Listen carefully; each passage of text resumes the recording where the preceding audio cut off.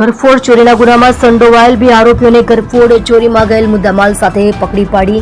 વણ શોધાયેલ ઘરફોડ ચોરીનો ગુનો શોધી કાઢતી સચિન જીઆઈડીસી પોલીસ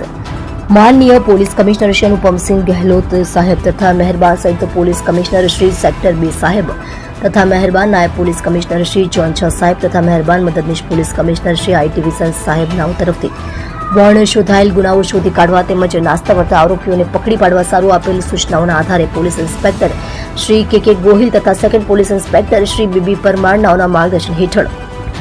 સર્વેલન્સ સ્ટાફના police sub inspector Shri HR Patel નાઓના નેતૃત્વ હેઠળ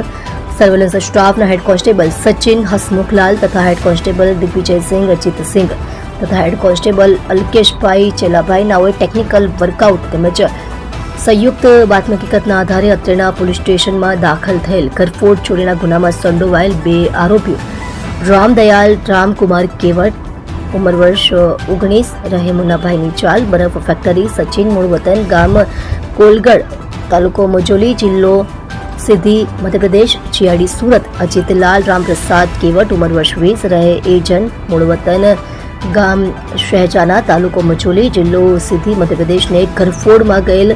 એક સ્માર્ટ ટીવી તથા એક કોમ્પ્યુટર સ્ક્રીન તથા રોકડા રૂપિયા સાથે સચિન જીઆઈડીસી શિવનગર પાસેથી પકડી પાડી વણ શોધાયેલ ઘરફોડ ચોરીનો ગુનો શોધી કાઢી પ્રશંસનીય કામગીરી કરી છે.